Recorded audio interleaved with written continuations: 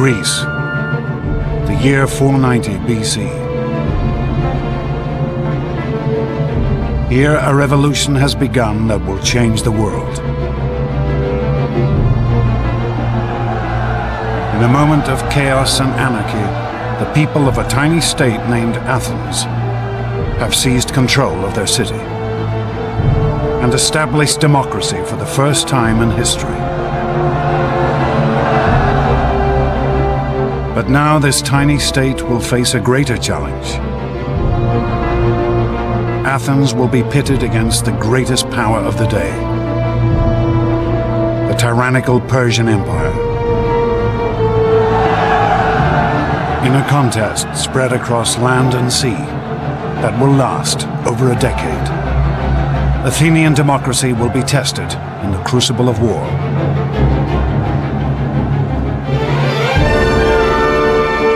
This is the story of an extraordinary moment in history, and of two men who would change the course of civilization. Themistocles, a military genius of the ancient world, and Pericles, a visionary whose legacy still shapes the world today. This is the story of the Greeks.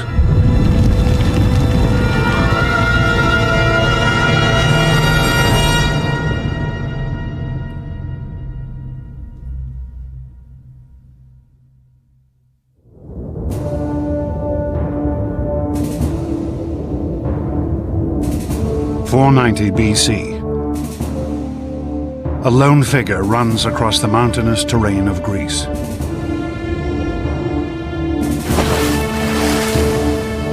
His name is Phidippides, citizen of a tiny democracy named Athens. On this day, Phidippides will make one of the most astonishing athletic achievements in history. The inspiration for our modern marathon.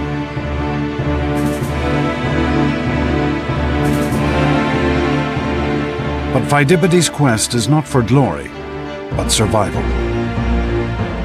His homeland is about to be conquered by the mighty Persian Empire.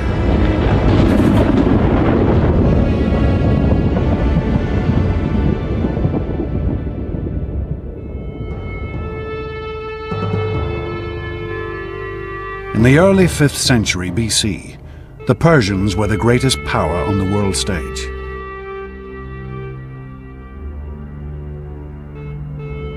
Their vast empire stretched from India in the east to Turkey in the west. Now, out on their western frontier, the tiny state of democratic Athens was gaining power. This was a threat that the Persians would have to destroy. The Persians lived in a culture of unbending tyranny. At the head of their empire sat Darius, known to the Greeks only as the Great King. Suppliants had to cover their mouths in his presence just to avoid tainting the air he breathed. For Phidippides and the democratic Athenians, conquest by Darius and the Persians would mean the destruction of their entire way of life.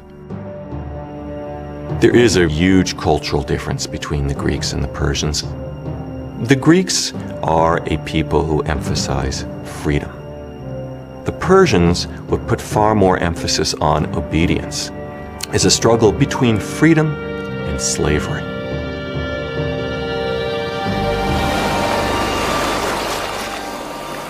The Persian force landed at a sandy bay called Marathon, just 26 miles from Athens. News of the invasion spread through the streets like wildfire. This was a city without a standing army. Every male citizen would have to come to the defense of his state. The poorer citizens have spears, sticks, bows and arrows, whatever weapons they can find. But the heart of the Athenian force would be the hoplites, men who could afford heavy bronze armor, a shield, a spear, a sword. The Athenians would field a small but determined force. That's probably the first time in the history of the Athenian state that the entire population had been mustered. And for them to field 10,000 hoplites out of a citizenry that might have only been 20 or 30,000, it's a level of involvement that's astounding. But as they faced the Persians on the battlefield, the Athenians held out little hope of victory. They were outnumbered by 2 to 1.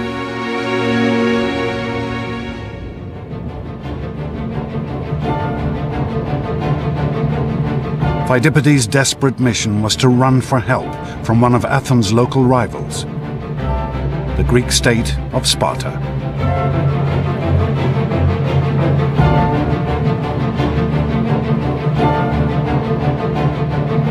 Even as he ran, Pheidippides must have imagined the horror that his fellow Athenians now faced.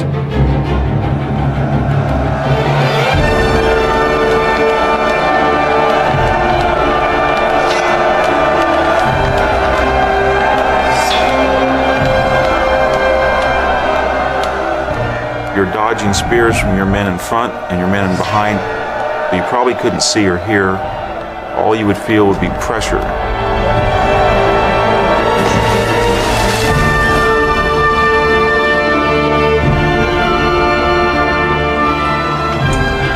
You wouldn't see the sword plunge that took one of your testicles off. You would not see the spear thrust that took your head off. You would have no idea what was going on, just the momentum that carried you ahead.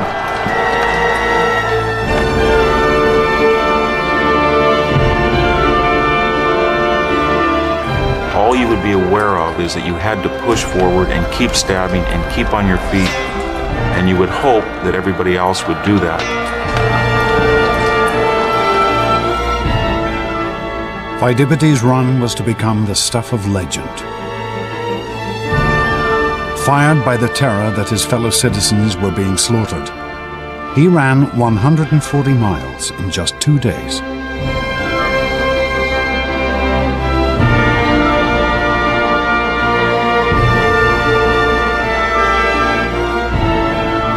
But Pheidippides' quest would end in failure. Help would be refused. He was left only with the knowledge that his fellow Athenians would have to fight alone.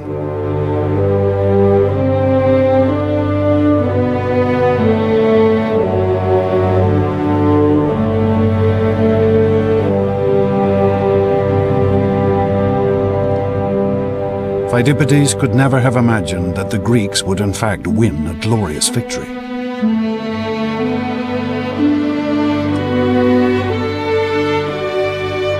The Athenians had rushed at their foe in a headlong charge, and the Persians had scattered in the face of their assault.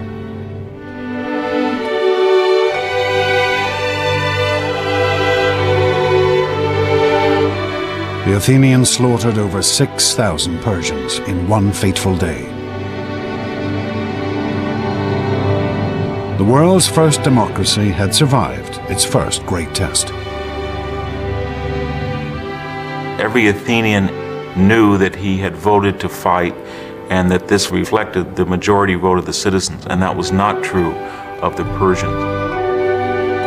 Whatever you want to say about democracy, it fields the most patriotic, enthusiastic, and often large armies. The Athenians returned to their city to celebrate their victory.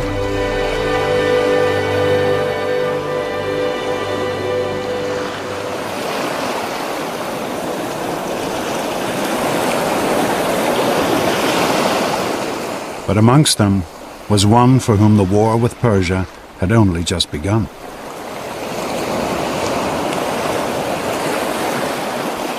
An Athenian general named Themistocles.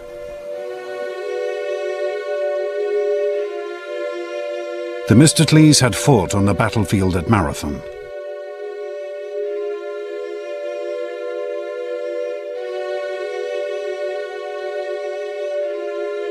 he was typical of a new generation of Athenian leaders, a man who had risen to power through democracy. Themistocles is a fascinating character, very much an example of the effect of democracy in Athens. It's relatively clear that he doesn't come from the inner circle of the landed aristocracy that traditionally had ruled in Athens. There were stories told about his feeling rather touchy about the fact that he hadn't had a traditional aristocratic upbringing, for example, in music and poetry. In fact, that might have given him a spur to show that he could do as well as someone who had gone to all the right schools, as it were.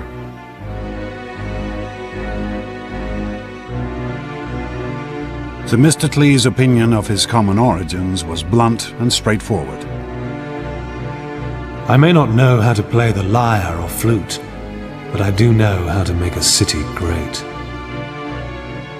Themistocles had learnt the skills of leadership here, the Democratic Assembly of Athens. Here, any Athenian could stand before his fellow citizens and try to convince them to follow his leadership.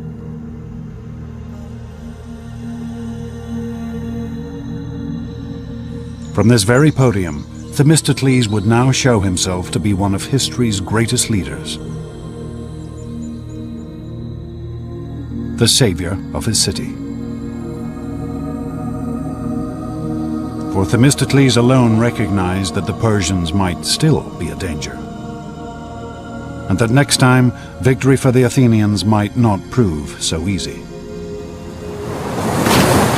Themistocles realized that the Persians, if they came again, it would be in a way that made sure that they weren't going to be defeated by land again. There was no way that the Athenians could rely on traditional hoplite fighting technique.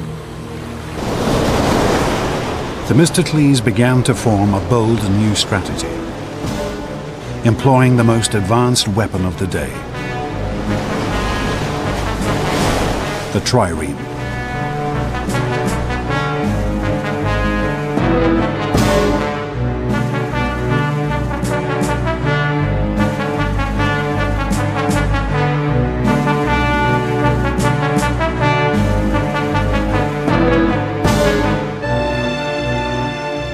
Triremes had been developed by the Greek state of Corinth, the ancient world's finest shipbuilders.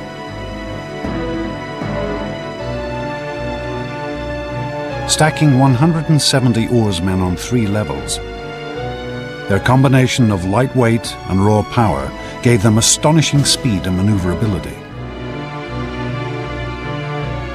There was nothing else like them on the water. In contemporary terms, a trireme is a missile. The object of a trireme is to ram the enemy's ship. It is a very narrow, very light, very sleek, and very fast weapon. But these triremes were also exceedingly expensive. And Themistocles' vision of a vast Athenian navy might never have come to pass if it had not been for one stroke of luck.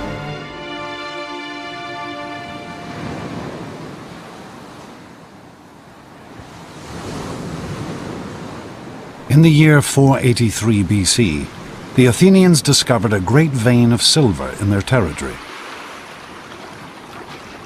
worth 100 talents, a vast amount in the ancient world.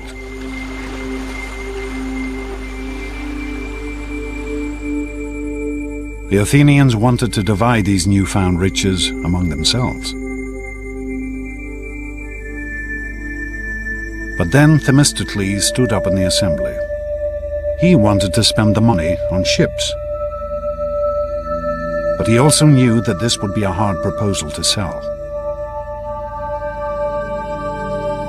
And so Themistocles played a complex bluff.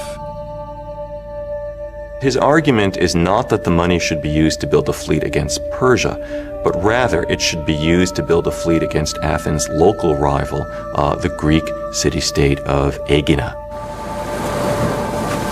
The reason Themistocles does this is that he knew it would simply be too upsetting to remind people of the Persian threat. It's a difficult argument to make and a tribute to his political skill that he's able to do it.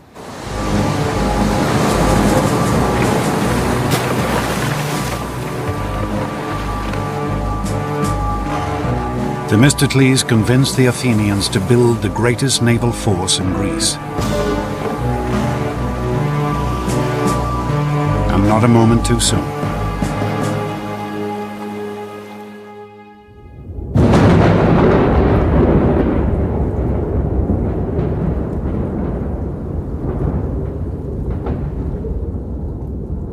The great Persian king Darius died in 486 BC, and his son Xerxes assumed his father's throne. Xerxes' first action was to vow vengeance for his father's defeat at the hands of the Athenians. On my father's behalf, and on behalf of all my subjects, I will not rest until I have taken Athens and burnt it to the ground. As an imperial power, the Persians cannot allow small regional states like this to beat them with impunity. Xerxes began to gather his forces. He conscripted troops from every corner of his empire. Arabians, Egyptians, Phoenicians, as well as Persians.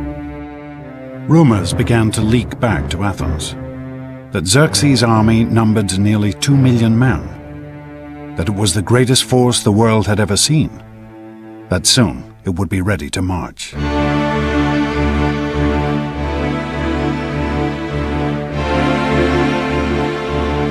And then finally, in the spring of 480 BC, news reached Athens. The Persian army had set out for Greece.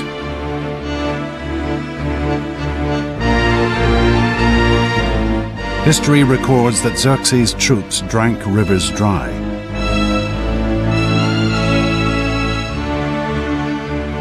Trampled fields to the raw earth, ravaging the land as they marched on towards Greece. Xerxes was confident of victory. We shall so extend the empire of Persia that its boundaries will be God's own sky, so that the sun will not look on any land that is not ours. When the Greeks realized that the Persians were invading again, terror gripped the whole country. For the Athenians, who knew that they would be Xerxes' first target, it seemed that this could only be the end. As panic gripped the city, they turned desperately to their gods. They sent a messenger to the oracle to find out their fate.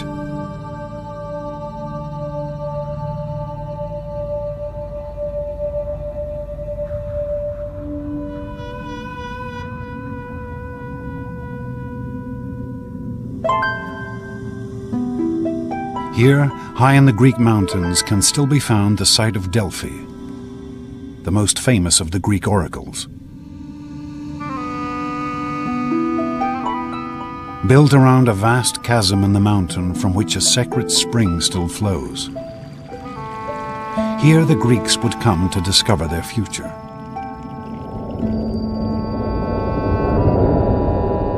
They would ask questions of the Pythia, the mysterious priestess who spoke with the voice of the god Apollo.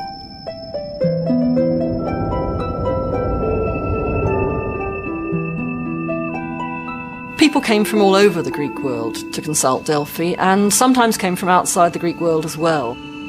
It was considered to be the centre of the universe. The omphalos, the navel stone of the whole world, was at Delphi. People asked questions about their private life, which are just the sorts of questions people want answers to now.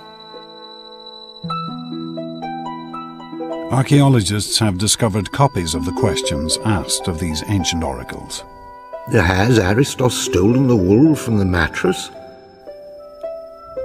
Hermione asks, what should I do to have useful children? But as the Athenians walked up this path 2,500 years ago, their question was simple and grave. What could they do to save themselves?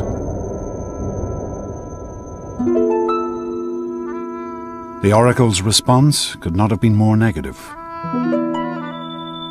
Why sit you, doomed ones? Fly to the ends of the earth. All is ruin, for fire and the headlong god of war shall bring you low.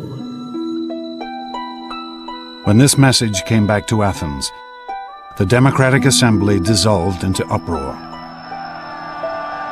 It seemed that even the gods had deserted them.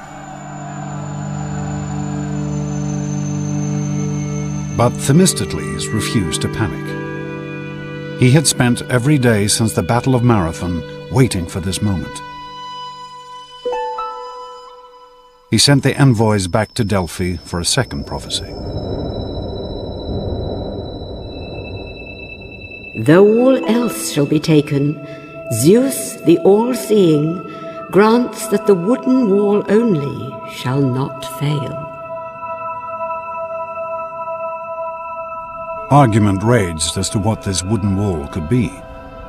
Some said it meant the stronghold at the center of Athens, the Acropolis. But Themistocles had a different idea.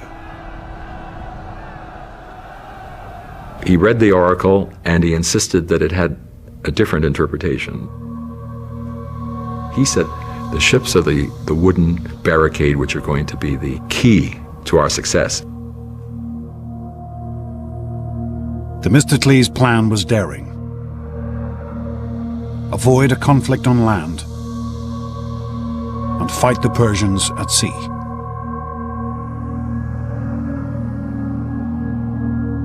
He ordered the evacuation of Athens for the first time in her history. This order for evacuation, carved into a stone tablet for public display, is still preserved, discovered in the back of a Greek coffeehouse. The Athenians shall send their children and wives to the village of Troezen. All the men should embark on the 200 ships that have been prepared to fight the barbarian. Themistocles ordered that his fleet of triremes should gather at Salamis, a tiny island off the Athenian coast. Themistocles' strategy is remarkable not only because it is innovative and because it is bold, but because it requires extraordinary self-sacrifice on the part of the Athenian people. He wants every man, woman, and child to leave their homes and possessions and to go into exile.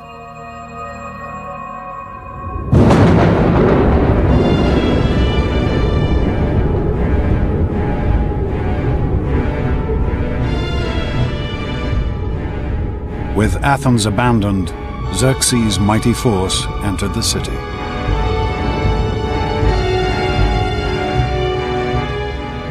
The Persians march in and go up onto the Athenian Acropolis, the symbol of Athens. And they burn it.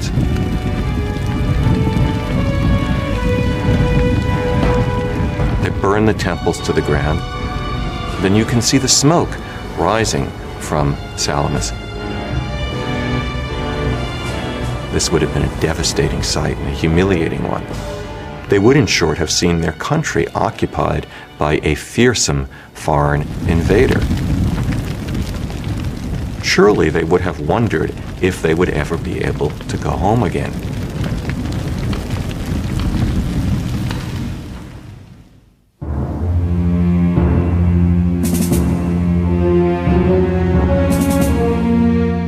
As night fell, Themistocles met the leaders of the other Greek city-states on the island of Salamis. They had also assembled their much smaller fleets here. Their scouts had reported back.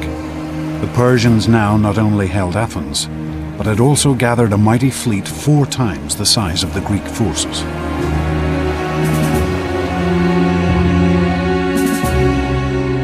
But Themistocles' plans were laid. Themistocles sticks to his guns, and his plan is to defeat the Persians at sea. He wants to fight in this narrow body of water between the island of Salamis and the Athenian mainland. The trick is going to be to get the enemy to fight there, because the Persians aren't stupid. Themistocles sent his servant to Xerxes with a seemingly traitorous message. The Greeks are afraid and are planning to slip away. They're squabbling with each other and will offer no opposition. You have at this moment an opportunity of unparalleled success. So eager was Xerxes for a crushing victory, he was happy to believe Themistocles' ploy. Xerxes marshals his admirals, and they embark, and they spend the night rowing. They send a contingent along the eastern defile, the strait there. They try to block up the straits.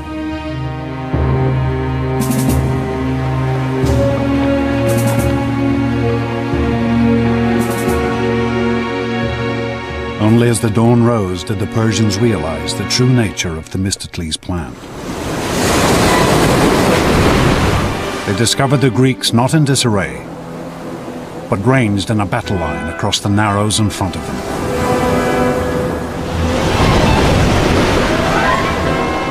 The Persian fleet had been lured so far up the straits that it had no room to maneuver. The powerful Greek triremes bore down on them without mercy.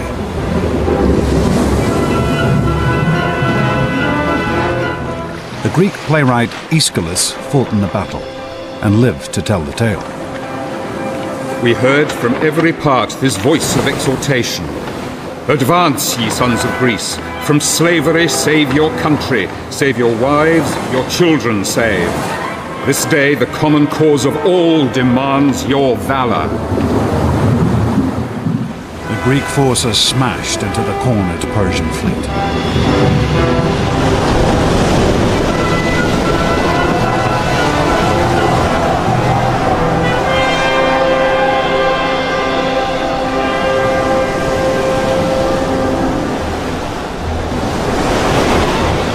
Xerxes himself watched the carnage from his golden throne placed on the shore.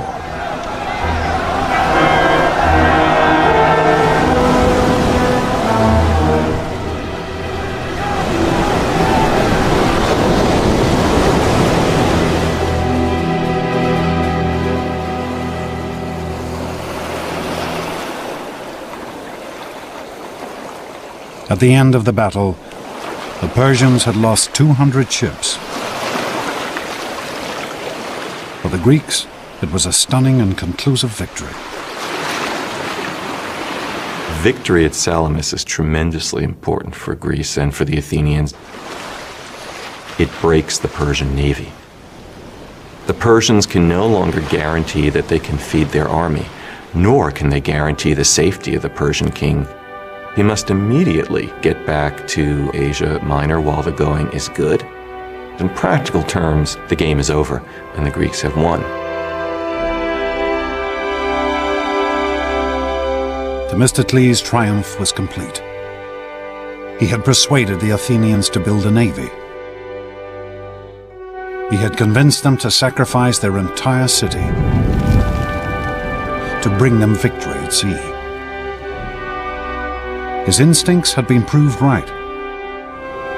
He had defeated the greatest empire of the day. And he had now placed Athens in a position where she could build an empire of her own.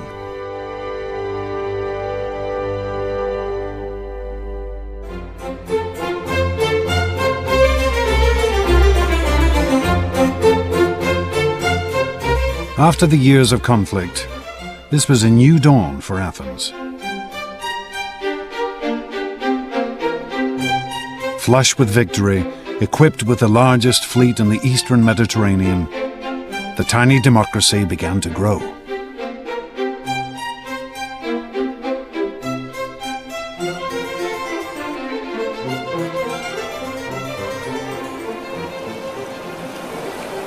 The Athenians are going to have naval superiority in the eastern Mediterranean, and that is how great their victory over the Persian fleet is. And this has a momentum of its own.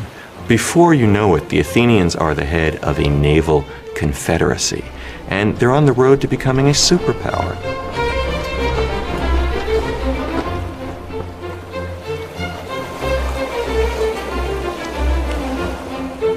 The Athenians founded the Delian League, an alliance of Greek states designed to keep the Persians in check. Its treasury was located here, on the island of Delos, where the ruins still remain.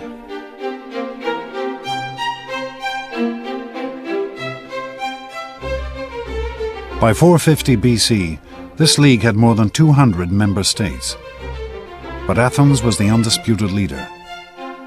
The Delian League had become Athens' empire in all but name.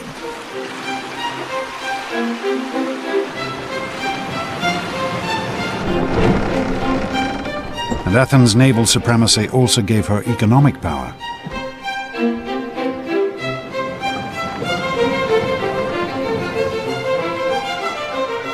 She became a city at the center of a vast trading network. Goods from all over the Mediterranean flooded into her harbors.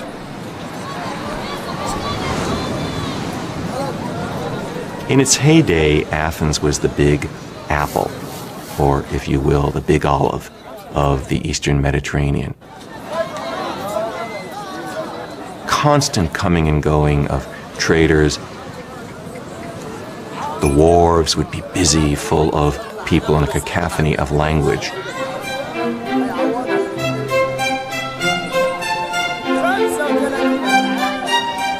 One contemporary author gave an account of the diversity of goods in the Athenian marketplace. From Cyrenia, ox hides. From the Hellespont, mackerel and all kinds of salted fish. Libya provides abundant ivory. Pagasae provides tattooed slaves. Carthage, rugs and many coloured cushions. The Athenian Empire was unprecedented in the degree of prosperity that came to it because of its role as a center of trade. The Athenians had access to a quality of life that probably no Greek had ever had before.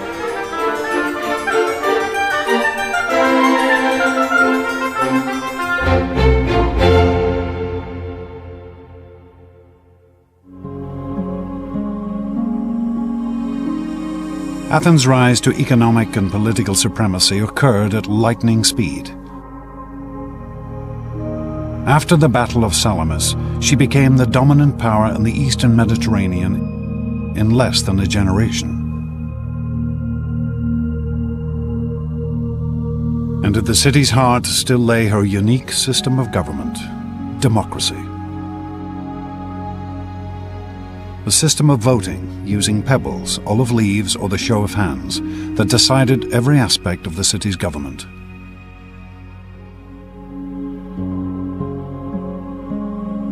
Democracy gave the Athenians a great advantage of unleashing talents, powers, opportunities that other cultures simply cannot match.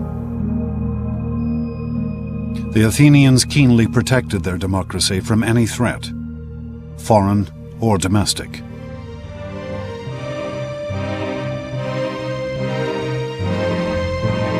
Once a year, each citizen could scratch the name of an individual onto a shard of pottery, known as an ostraca, and place it into a pot in the assembly. The person whose name came up most would then be ostracized, banished from the city.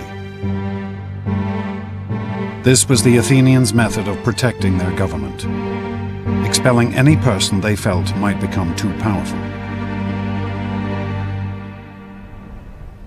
But Athenian democracy could turn on any citizen, even its greatest war hero. Themistocles now found himself under attack. The threat was gone now. His raison d'etre has been taken away. This is something he can't understand. Themistocles reacts perhaps in an uncharacteristically crude way, he reminded the Athenian voters of what they owed him. Voters don't want to be reminded in any period of what they owe to their politicians. They want to be told what their politicians can do for them. The Athenian people turned on the aging politician. Calculated, cruel, but deeply democratic. They ostracized the man who had led them to their greatest victory.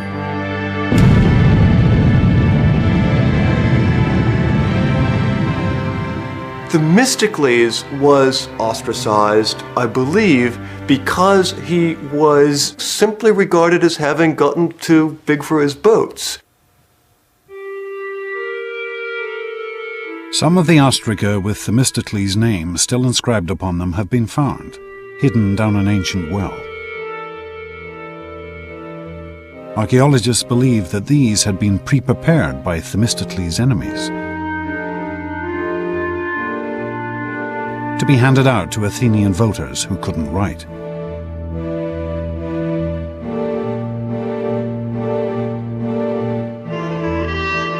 Themistocles never recovered from this humiliation. He was to spend the rest of his years wandering from state to state, finally dying in exile in Persia, the country whose defeat had been his greatest triumph.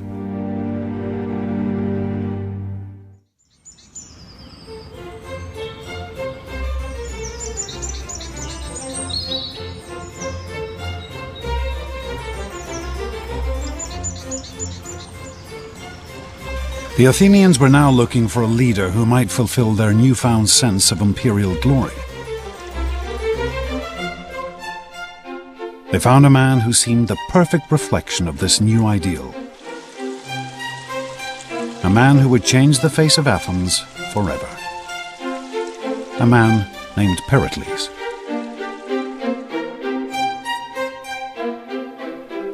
It's probably not a more important figure in the history of classical Greece than Pericles. He was the leader of Athens at the height of its power and of its artistic achievement. He was the figure associated appropriately with bringing Athenian democracy to its climax, to its height. But Pericles was no obvious democrat like Themistocles, for he had been born into one of Athens' most elite families. Nobody had bluer blood than Pericles. His father was a famous and successful general. His mother came from one of the most distinguished Athenian political families. Pericles was born with advantages and eminence that Themistocles lacked.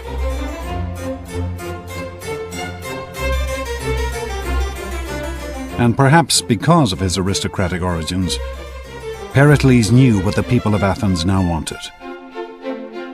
A city fit to rule an empire.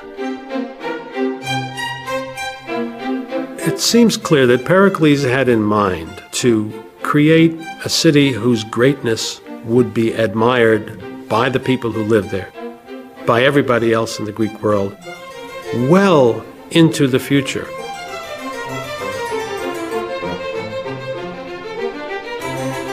Pericles announced a glorious new vision to the Athenian assembly. All kinds of enterprises should be created which will provide inspiration for every art, find employment for every hand. We must devote ourselves to acquiring things that will be the source of everlasting fame. Pericles turned his attention to the Acropolis, the sheer peak in the center of Athens, home of the city's patron goddess, Athena.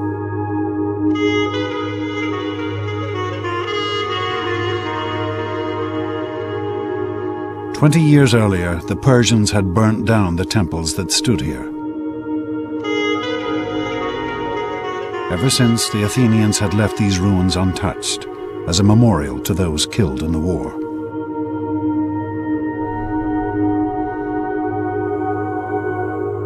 But Pericles had other ideas. He proposed a massive reconstruction plan. At its center would be a new Parthenon, a temple to Athena, and it would be one of the most astonishing buildings of the ancient world.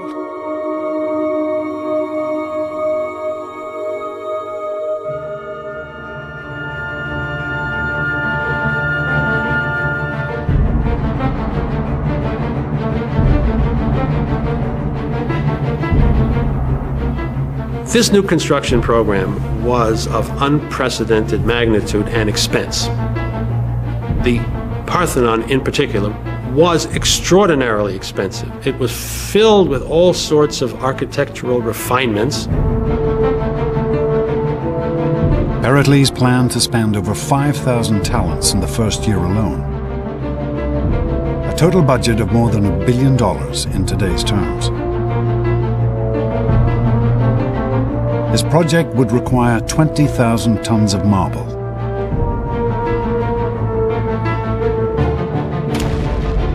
The Athenian quarries at Mount Pentelicus, just outside the city, resounded as hundreds of workmen traced out and carved great blocks of marble from the mountain.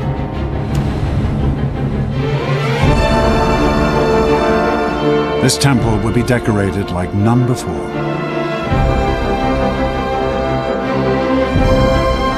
Sculptors and craftsmen were gathered from all over the Greek world. With them stood Pericles, for he treated the building of the Parthenon as his own personal project. He selected architects, he selected the men who designed the plans. Pericles was directly involved in the planning process. Some protested that he was decking out the city like a prostitute. But when the building was completed in only 15 years, his critics were silenced.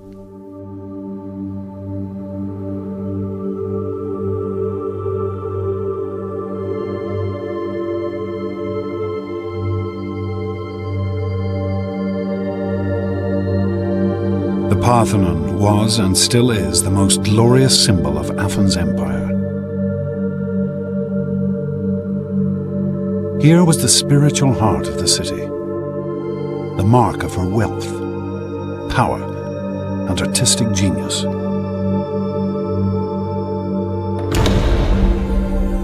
When you first came through the door, you'd have been just stunned.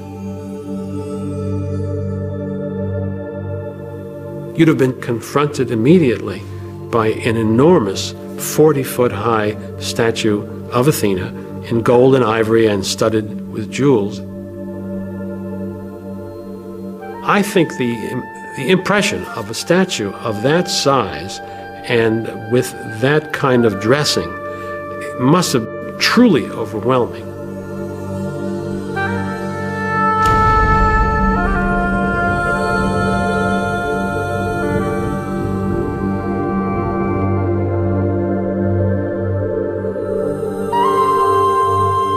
Pericles had embellished his temple like no other.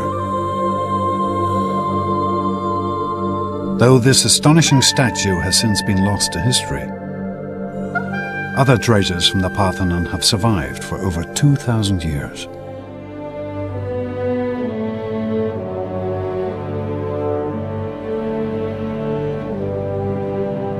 The most famous is the Parthenon frieze, a 500-foot-long stretch of carved marble which ran around the inner wall of the temple.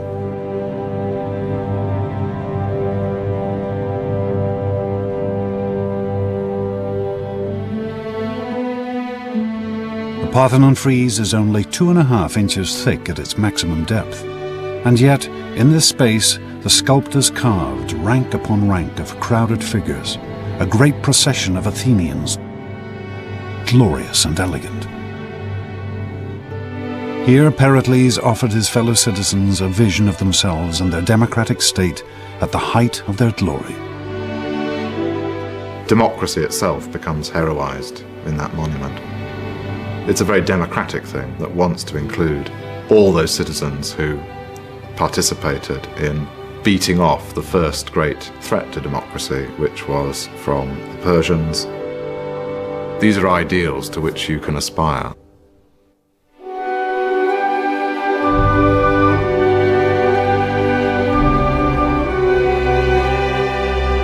The monuments that Pericles built for his fellow Athenians still stand on the peak of the Acropolis.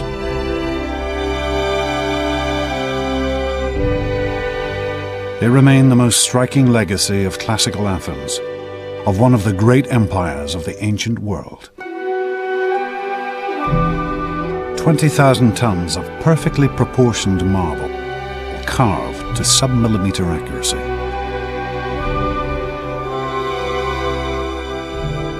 The entire structure of the Parthenon is subtly designed to compensate for optical distortion. There isn't actually a single right angle in the entire temple. Pillars swell. The floor is curved, all to give the appearance of perfection.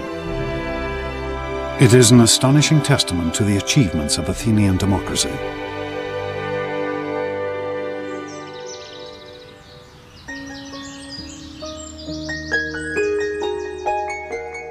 But Pericles was not simply concerned with astonishing construction projects. Under his leadership, Athens would also become the intellectual center of the ancient world.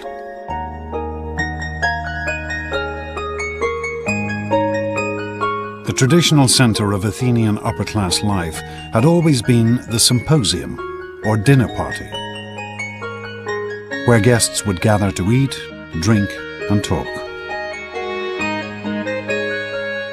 In these years, Pericles played host to an astonishing generation of individuals. Figures whose achievements would shape Western civilization.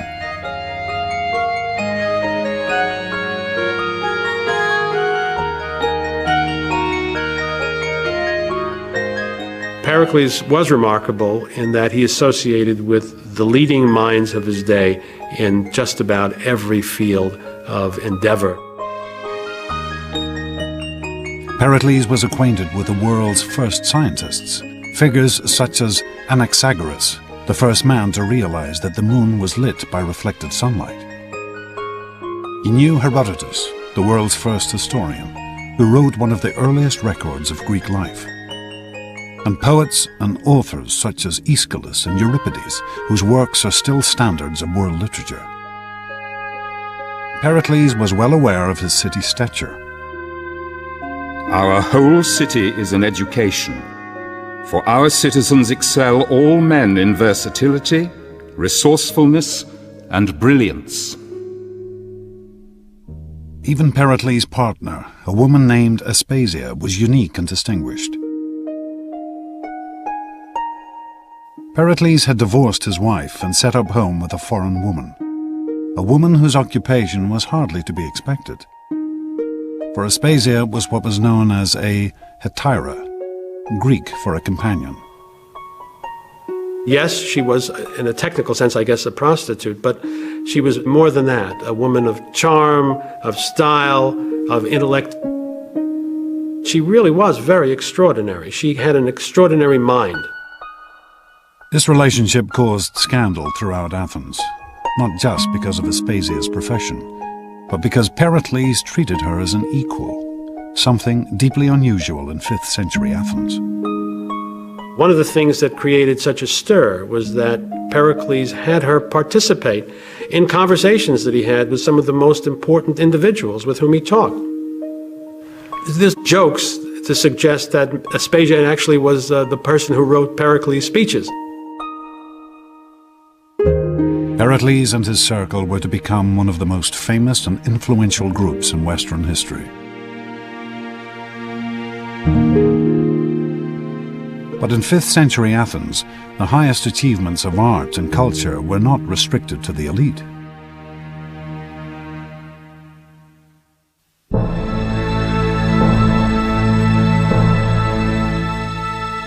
Here in the shadow of the Acropolis sits the world's first theatre.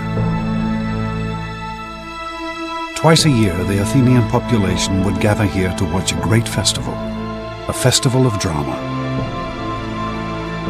Television, cinema, theatre all owe their existence to this place. For here is the home of popular entertainment. There's one huge difference between the ancient theatre and our own, and that is that it was incredibly noisy. We hear stories of how when they didn't like a play, the audience booed and they hissed and they actually got actors driven off the stage. But there's other stories that showed that when they were going with the story and deeply involved in it, they actually all collectively burst into tears. The favourite tales of the Greek stage were called tragedies. These were stories as shocking as a contemporary horror movie. The tragedies told stories of great men falling from their heights, losing everything they owned. Greek tragedy shows human beings, however able, however brilliant, however intelligent, quite unable to alter the destinies which have been decreed for them. These tragedies have fascinated audiences ever since. This 19th century painting shows the story of the mythical ruler Agamemnon, who was murdered by his own wife. Another tragedy told of King Oedipus, who gouged out his eyes when he discovered that he had married his own mother. These Athenians, natives of the greatest city in the ancient world, seemed to revel in seeing how frail greatness could really be. I don't think we can use Greek tragedy to tell us exactly what happened in reality. It's not a document of Athenian social life. But what it does do is take us directly and immediately into the psychological heart of those Athenian men. The kind of dreams and fantasies and fears and imaginary scenarios that they came up with in the theatre have to tell us just as much about them as any document of everyday reality could. Theatres were built in every major Greek city, in Sparta, Corinth, on the island of Delos, here in Delphi. Athens was the heart of a cultural revolution that would spread across the Mediterranean and echo around the world.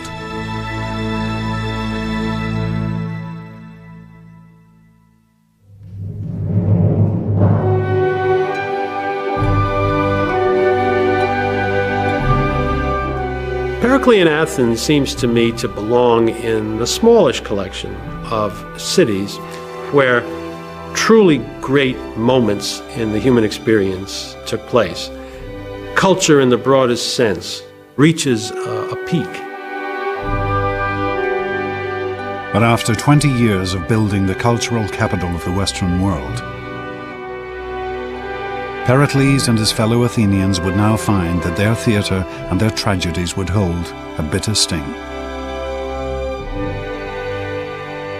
It is possible to think of Pericles, indeed I think of him, as a man with a tragic flaw, as the sort of man whose greatest qualities, the ones that make him most admirable and successful, turn out to be the seeds of his own destruction. Ultimately, it can be said they lead to the destruction of the Athens that he prized more than anything else. In the coming years, Pericles would embroil his city in the greatest war in the history of classical Greece. He would see her devastated by siege and plague. And he himself would fall victim to a fate the equal of any tragic hero.